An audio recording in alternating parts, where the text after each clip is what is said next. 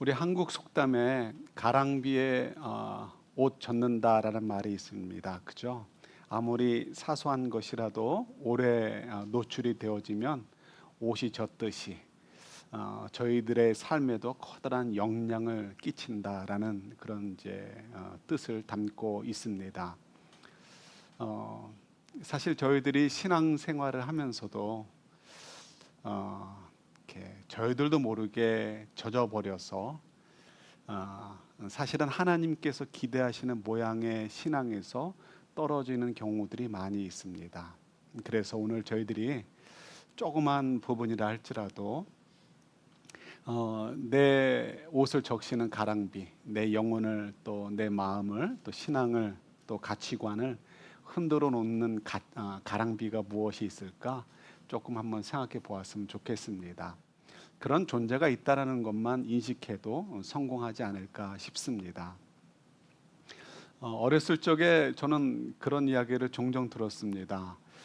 이제 친척 어른들, 이제 뭐 할머님이나 뭐 이런 분들이 오시면 하셨던 이야기가 있습니다. 방을 드나들 때 이게 뭐죠? 문지방, 문지방을 밟지 말라고요. 그럼 복 나간다고. 들어보셨죠, 다들? 그러면 처음 들어보시는 분도 있으신 것 같아요. 근데 이제 그때 그런 이야기를 들으면 뭐 그런 미신은 믿냐라고 말씀을 드렸던 기억이 납니다. 그래도 뭐 어른들하고 싸울 필요 없죠. 싸워서 뭐 되지도 않고. 그래서 뭐 어쨌든 조심은 하게 되었던 것 같습니다. 여러분 문지방을 밟고 지나가면은 복이 나갑니까? 들어옵니까?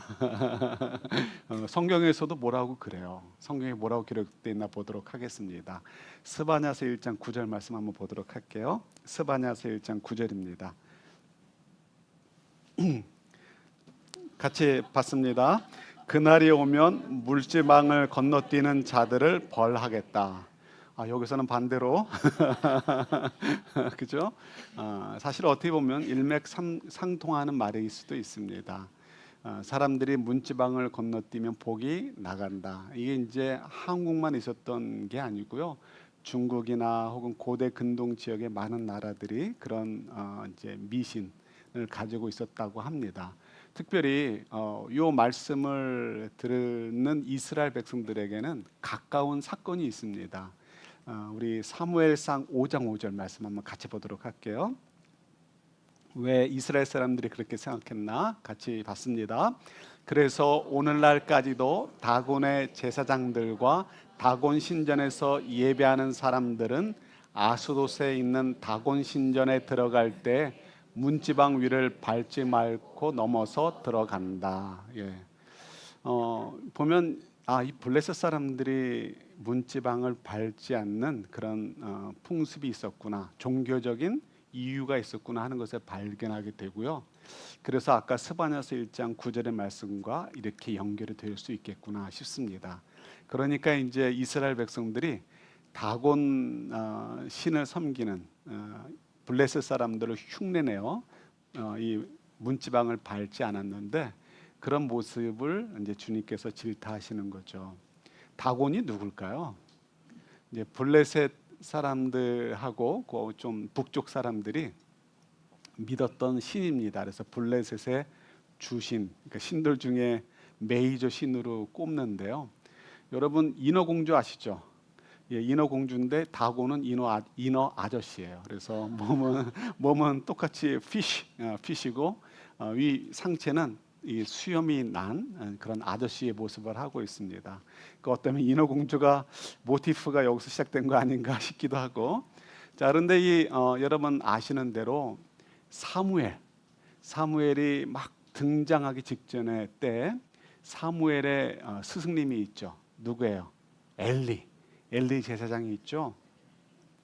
엘리 때 그 전쟁이 블레셋과 벌어지게 되는데, 이 이스라엘 사람들이 하나님의 괴만 있으면 승리할 거다라고 착각을 한 거예요. 그래서 믿음도 없으면서 하나님의 괴를 끌고 갔다가 전쟁에서 참패를 하고 하나님의 괴를 빼앗기게 됩니다. 블레셋 사람들이 이걸 어떻게 하나 할까 하다가 자기들의 주신인 다곤을 섬기는 신전에 다곤 신상 앞에 이 법궤를 갖다 놓았습니다. 하나님께서 가만히 두지 않으셨죠. 누가 참 신인지, 누구를 경외하고 누구를 두려워해야 되는지를 보여주고 싶으셨습니다. 그래서 첫날 밤에는 다곤 신상이 엎어져서 하나님의 궤에 절을 하듯이 이렇게 자빠지게 하셨고요. 그 다음 날에도 이들이 정신을 안 차리니까 그 다음 날 밤에는 이게 자빠져가지고 문지방에 부딪혀서 목이 날아가고 이 팔들이 날아가게 되었습니다. 그래서 몸뚱아리만 하나님의 궤를 향하여 엎어지게 만들어 놓으셨죠. 그러니까 이 블레셋 사람들의 입장에서는 이거 우리 다곤 신전이 신상이 이렇게 넘어져서 문지방에 이 목과 팔이 댕강하고 떨어져 나갔으니까 우리가 이 문지방을 거룩하게 생각하자. 이게 말이 되지만 이거 가짜라는 것을 증명해 주기 위해서 하나님께서 그 일을 하셨는데 하나님을 향하여 마음을 모으지 않고 오히려 그런 걸 쫓아가는 거죠. 블레셋 사람들의 풍습을 쫓아가는 거예요. 왜 쫓아갈까요? 블레셋 사람들이 자기들보다 잘 살거든요. 힘이 있어요. 그래서 요 때가 사무엘이 등장하기 직전이고 사무엘이 등장한 다음에 얼마 안 있어서 사울 왕이 이제 나타나고 그래서 이스라엘 나라가 시작을 하는 시점입니다. 막 시작하기 직전인 거죠. 그때까지만 해도 블레셋 사람들 앞에서 유대 사람들은 이스라엘 사람들은 고양이 앞에 쥐 같았습니다. 그래서 하나님께서 주신 언약의 땅을 차지했음에도 불구하고요. 길을 가다가 블레셋 사람들의 목소리가 들으면 어떻게 했다고요? 숨었단 말이에요. 그 길에서 벗어나서 들판에 엎드려서 숨어 있든지 숨어서 지내고 또 추수를 막 했는데 그 곡식들을 모아놓으면 그 다음엔 블레셋 사람들이 와가지고요. 몽둥이로 때리고 칼로 죽이면서 다 뺏어가고 그래도 할 말 없는 그렇게 연약한 존재가 이스라엘 백성들이었습니다. 그래서 블레셋 사람들이 커 보였겠죠. 그들이 부러웠겠죠. 그러다 보니까 그들이 섬기는 신들이 아무것도 아니다라고 하나님이 증명해 보여주셔도 그 신들을 우리도 믿으면 우리도 블레셋처럼 강성해지지 않을까 이런 생각을 하게 되었다는 거예요. 가랑비가 내리듯이 그들의 마음을 녹여버리게 된 것이죠. 이런 일들이 또 우리가 손꼽아 얘기할 수 있습니다. 우리 열왕기하 21장 5절 말씀 한번 같이 보도록 할게요. 열왕기하 21장 5절 말씀입니다. 하나만 더 봅니다. 같이 봤습니다. 주님의 성전 안팎 두 뜰에도 하늘의 별을 섬기는 제단을 만들어 세웠다.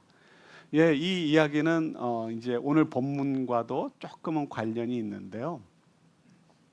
어느덧 세월이 훌쩍 지나가지고 아까 이야기는 이스라엘 나라가 세워지기 직전의 시점이라면 이 지금 읽은 열왕기하 21장 또 오늘 본문의 말씀은 이스라엘이 그러니까 이스라엘은 이미 멸망했고 남유다조차도 멸망하기 직전에 그 어간의 때에 이루어졌던 일들입니다.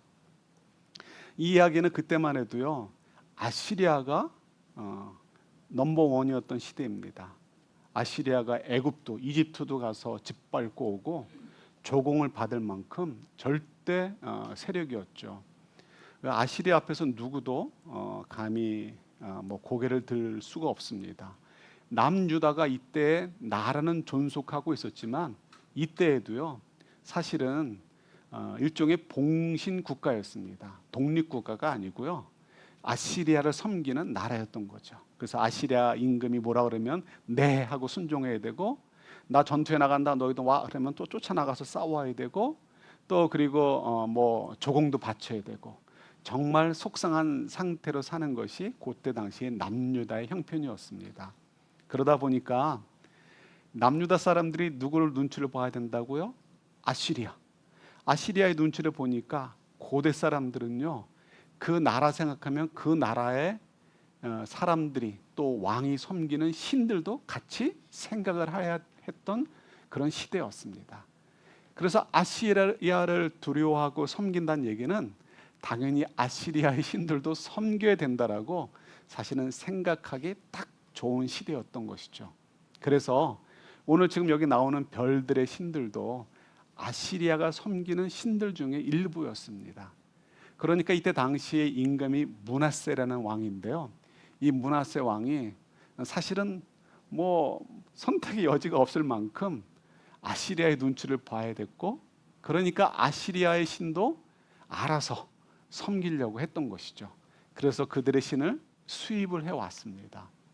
그런데 이 신을 쉽게 받아들인 이유가 뭐냐면 이스라엘 백성들도 생각했던 게 있어요. 뭐 그동안 어떤 생각을 했냐면 하나님께서는 하늘에 거하시고, 그리고 하나님의 이제 앞에는 천사들이 하나님을 섬긴다라고 생각하는 거죠. 그리고 천사들 가운데는 천군, 하늘의 군사들도 있는 것이죠. 낮에는 안 보여요? 밤하늘에 보면 보이는 거예요. 뭐가 보여요? 별들이 보이죠. 그래서 이 별들을 보면서 이스라엘 사람들은 저 별들이 하나님을 섬기는 하늘의 군대들이다, 천사들이다라고 생각을 했대요.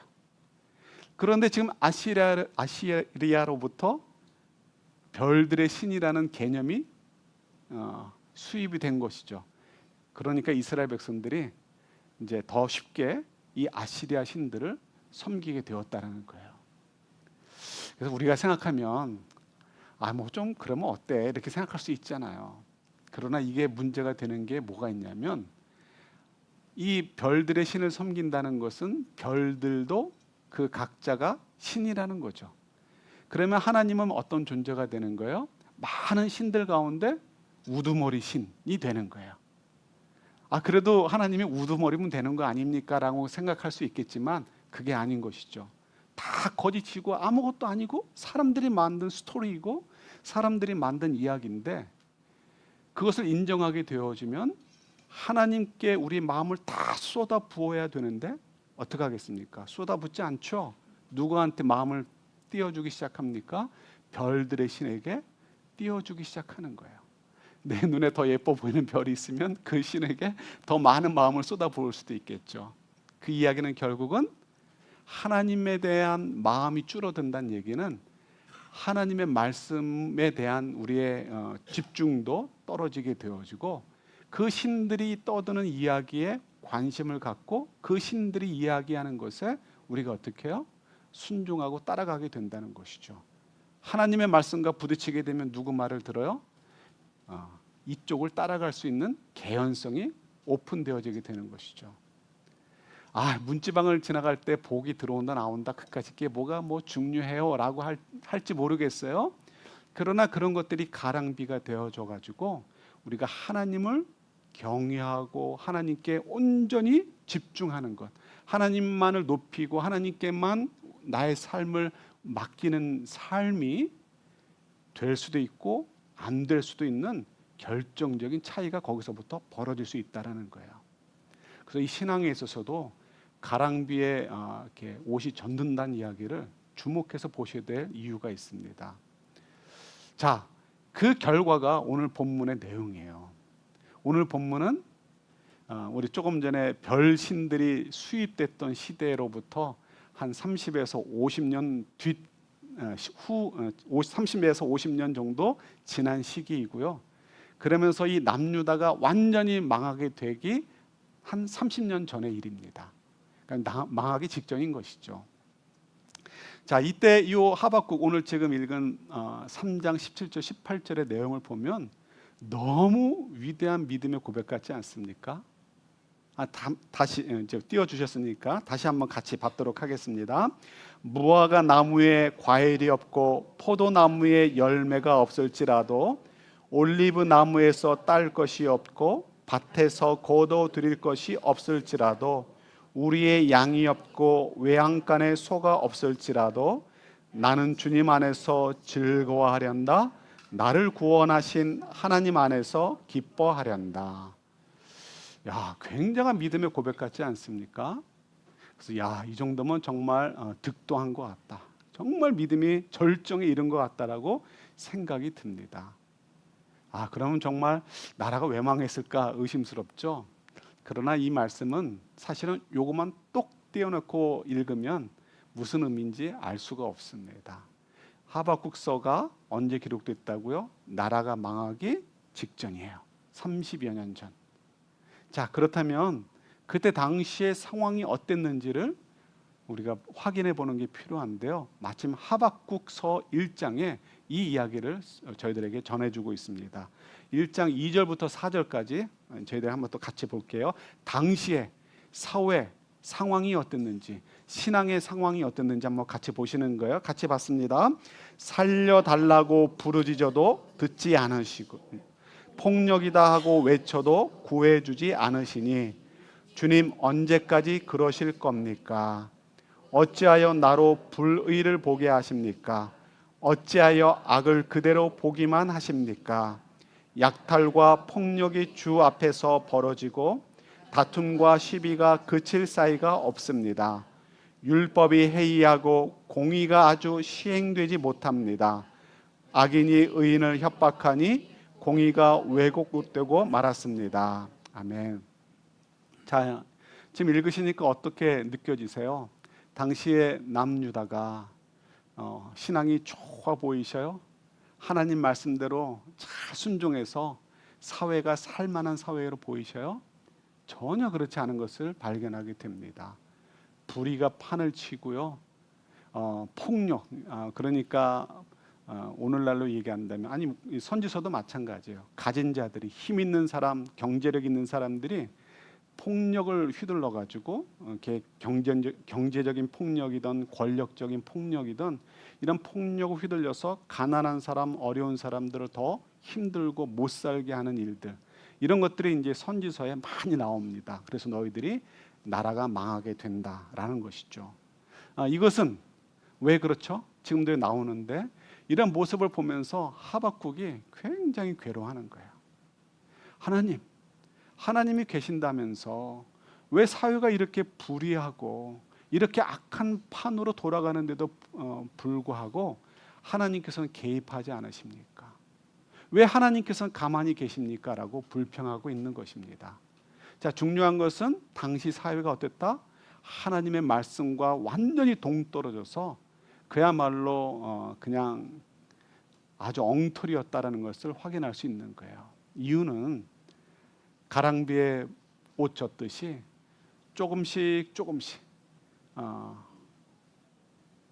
주변 사람들의 영향을 받고 주변 나라의 그 종교들의 영향을 받다 보니까 그들의 마음이 점점 더 하나님께 집중하지 못하고 그들이 신들이 이야기하는 것에 관심을 갖고 따라하다 보니까 어느덧 너무 멀리 하나님으로부터 떨어지게 된 것이죠.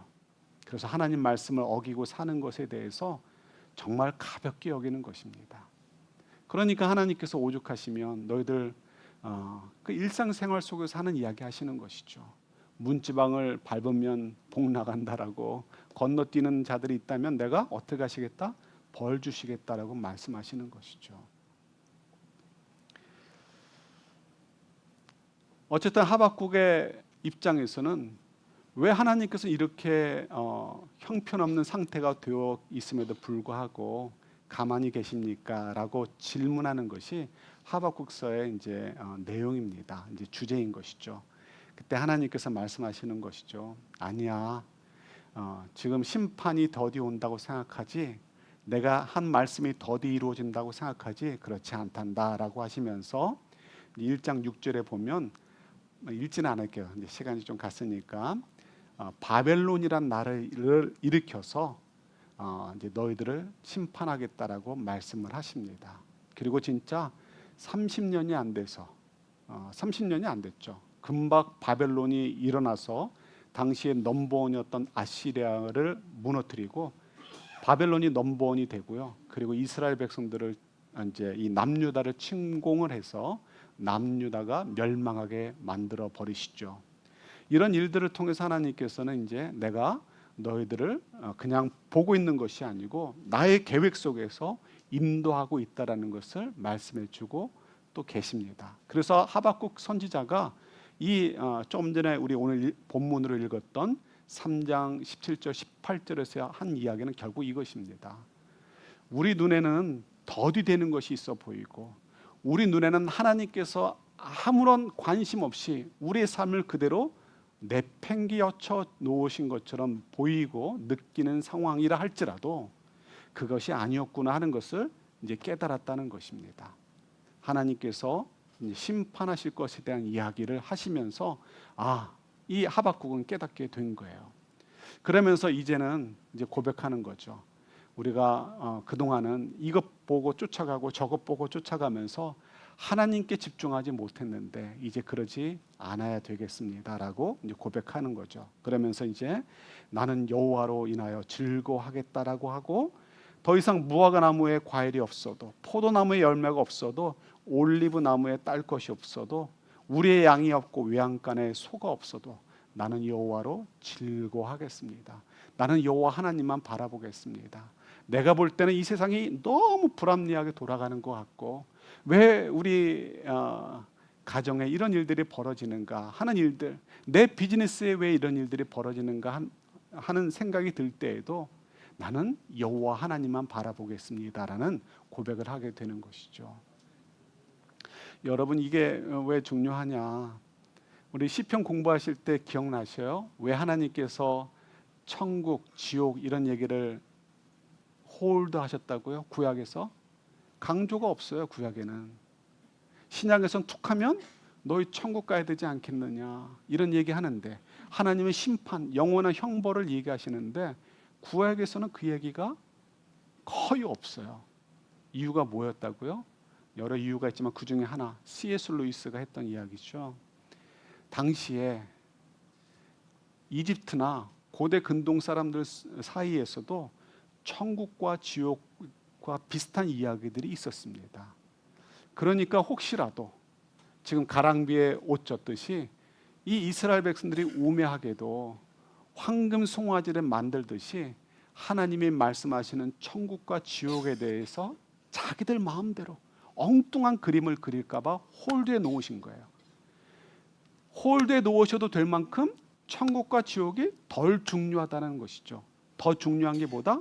우리가 하나님의 자녀가 되었다는 것.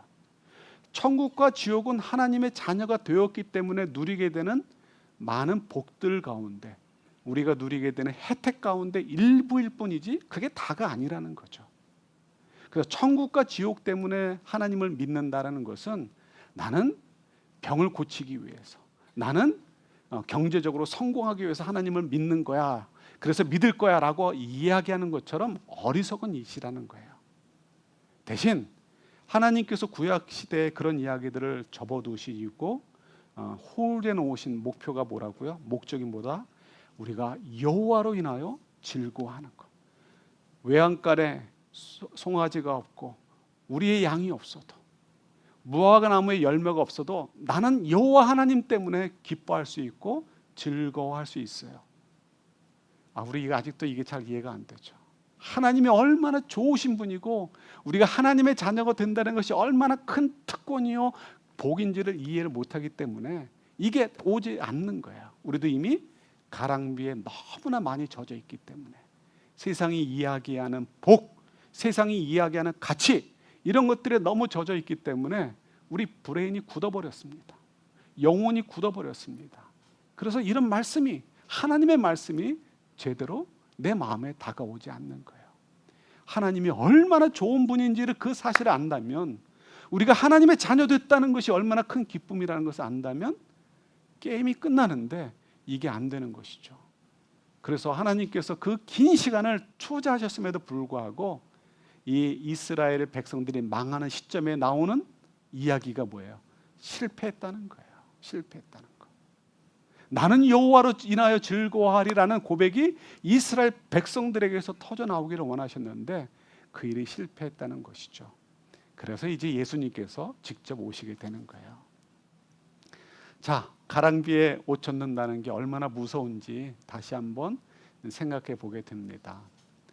우리의 신앙, 우리의 중심을 지키는 거 너무 어렵습니다. 우리의 가치관 지키는 거 너무 어렵습니다. 그죠?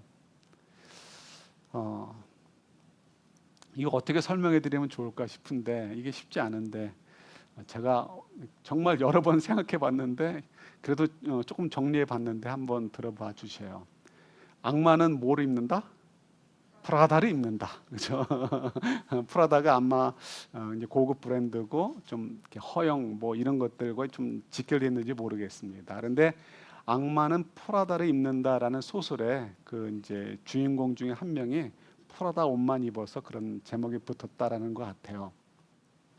영화를 봤습니다. 오래전에 봤는데요. 거기 보면 이제 앤디인가? 에디라는 이제 여자 주인공이 나옵니다. 아주 이렇게 대학을 갓 졸업하고 첫 직장을 찾는 풋내기 사회인이죠.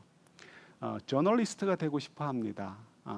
어플라이를 많이 했는데 다 떨어지고 런웨이라는 이렇게 그 패션 잡지, 아주 유명한 잡지인가 봐요. 그 잡지의 비서로 그 이제 보조 비서로 취직이 되었습니다.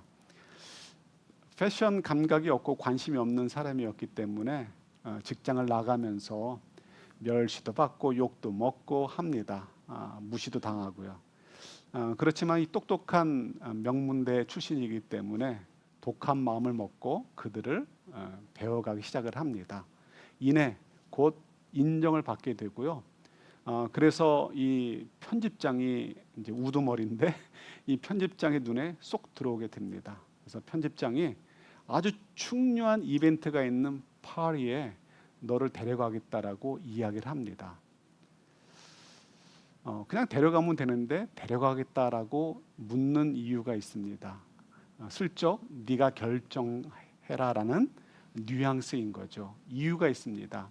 비서실에는 우두머리가 있습니다. 수석 비서가 있는데요. 그 수석 비서는 여러 해 동안 일을 하면서 꿈꿔왔던 일이 뭐냐면 이 파리 이벤트에 가는 일인 거였습니다. 편집장을 수행해가지고 가는 거였습니다. 그런데 그 꿈이 막 부풀어 있었는데 나 이제 곧 간다는 거죠. 떠나기 얼마 전에 이 편집장이 에디한테 네가 가라라고 이야기하면서 그 사실을 네가 수석 비서한테 이야기하라라고 얘기를 합니다. 결국 누가 선택하게 하는 거예요? 이 에디에게 선택권을 주는 거죠. 에디가 고민을 합니다. 친하든 친하지 않던 자기를 돌봐줬던 수석 비서실의 수석이 가고 싶어하고 들떠 있었습니다. 그런데 그거를 무시하고 자기가 간다는 거가 너무 마음에 걸렸습니다. 고민을 하다가 그래도 커리어를 생각해서 나에게 주어진 기회니까 가야지 하고 자기가 가게 됩니다. 자, 그리고 나서 얼마 안 있어서 회사를 떠나는 일이 발생하게 됩니다. 그 일이 뭐냐면 비슷한 일이었습니다. 그 회사에 편집장을 도와주던 그 우두머리를 도와주던 수석 디자이너가 있습니다. 이 디자이너도 꿈이 있었습니다.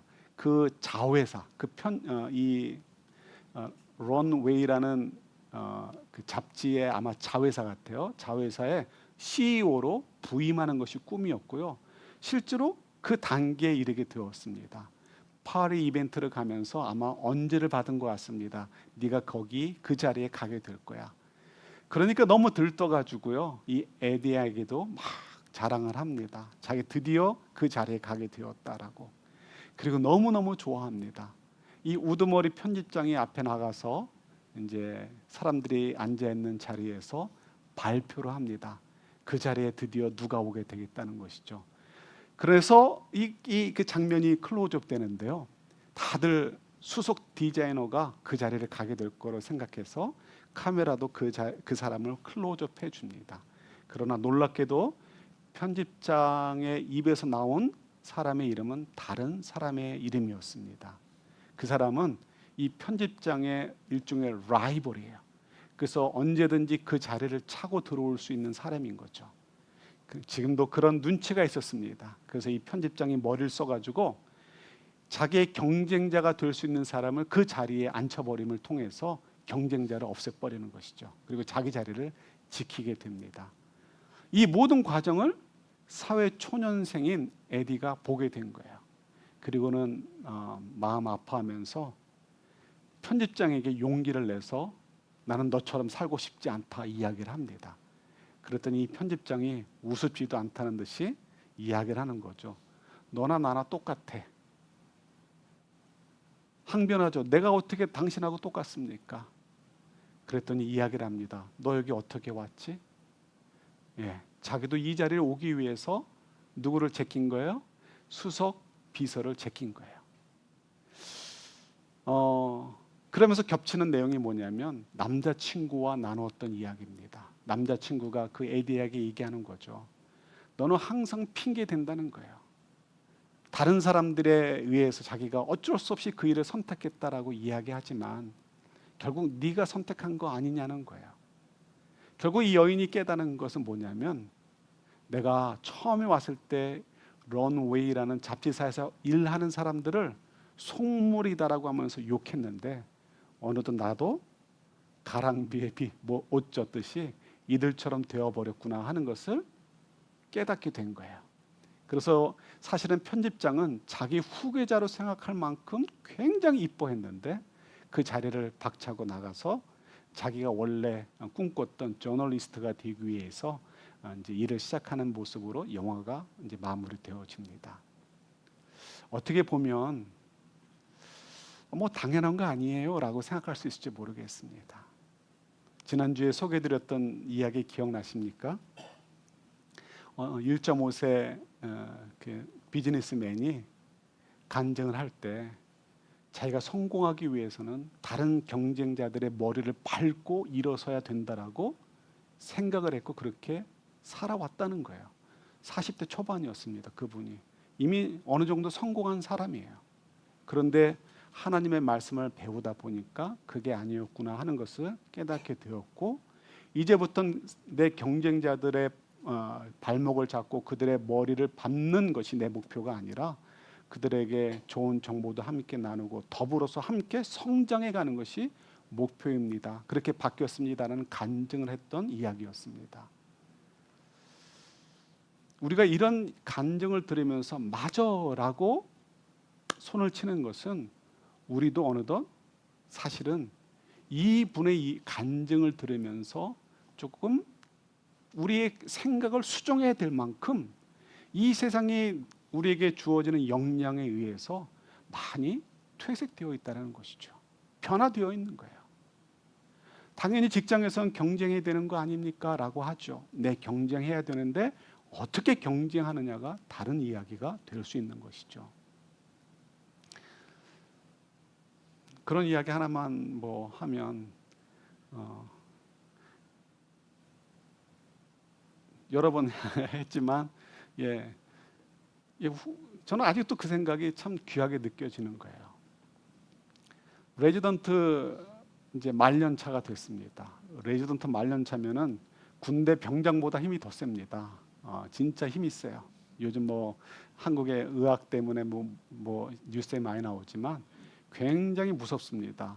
학교 선배라고 해도요. 선배가 군대 갔다 오면 후배로 레지던트가 들어올 수 있죠. 그러면 여자 후배가요.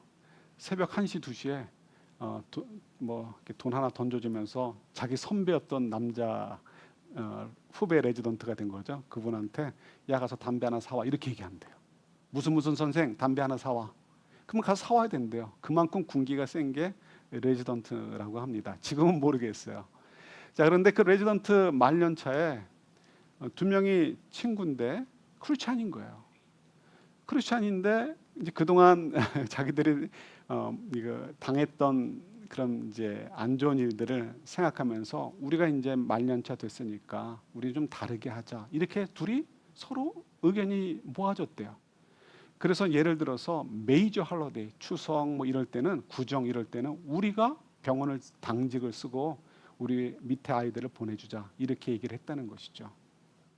그러면 어떻겠습니까? 소문이 나가지고 우리 한국에서 3대 병원 안에 들어가는 병원이에요. 그 병원에서 야 우리도 이렇게 바꾸자 이렇게 되는 거 아닙니까? 그래도 똑똑한 사람들이 모여서 엘리트들이 일하는 곳 아닙니까? 그런데도 그런 얘기 없이요. 오히려 사람들이 요 두 사람을 갖고 논다는 거예요. 너희 크리스찬이고 양보한다며 하면서 다른 사람들이 자기 일들은 오히려 덤프업하고 막 이런다는 거죠. 전공의 시험을 봐야 되는데 준비할 시간이 없다는 거야. 자꾸 다른 사람들이 자기 그러니까 힘든 일들 이런 것들을 자꾸 던져주니까 그 집에 와서 징징 짜고 했다고 그러더라고요. 그런데 이제 하나님께서 이제 그를 또 세우셔가지고 시험도 잘 보고 뭐 그래서 어쨌든 이제 잘 피니시는 되게 되었죠. 우리가 이런 얘기를 들으면서 사실은 감동받으면 안 되는 거예요. 뭐 당연한 거 아니야? 이래야 되는 거 아닙니까? 그런데 이런 이야기를 들으면서 좋은 사람이 있었구나. 이렇게 되어서는 사실은 안 된다는 거예요. 우리가 이렇게 된 이유가 뭐라고요? 이 세상에 주어지는 가랑비, 이 세상에 거짓된 이 가치들이 주는 가랑비에 젖어서 우리도 모르게 그렇게 영혼이 굳어져 버려 있고 브레인이 굳어져 버렸다는 것이죠. 그래서 이스라엘 백성들은 실패했지만 저희들은 실패하지 않았으면 좋겠습니다. 우리가 빨리 좀 많이 돌아왔으면 좋겠습니다. 우리가 이 세상의 가랑비도 내리지만 우리에겐 더 강한 비가 내리죠. 어떤 비? 성령의 비가 내리잖아요. 성령의 비. 그래서 우리 가랑비 대신 성령의 비로 젖어져서 난 여호와로 즐거워하리, 이런 모습을 우리가 좀 가졌으면 좋겠고요. 이런 모습을 표현해 줄 수 있는 복의 근원의 삶들이 되었으면 좋겠습니다. 그것이 우리가 이 땅에 사는 가치이고 이유 아니겠습니까? 우리 그런 저희들이 될 수 있기를 우리 주님의 이름으로 축원합니다. 하나님 아버지, 저희들이 우리의 삶을 돌아봅니다. 이스라엘 백성들은 망했었지만, 실패했었지만 저희들은 실패하지 않고요. 이 세상의 가랑비 대신 성령의 비에 우리가 젖어져서 우리 스스로가 감동을 주는 이야기를 만들어갈 수 있는 복된 저희들의 삶이 되도록 도와주옵소서. 여호와로 만족할 수 있는 저희들, 그런 저희들 되게 축복해 주옵소서. 그런 길을 열어주신 주님 찬양합니다. 예수님의 이름으로 기도드립니다. 아멘. 자, 우리 함께 일어나셔서 마지막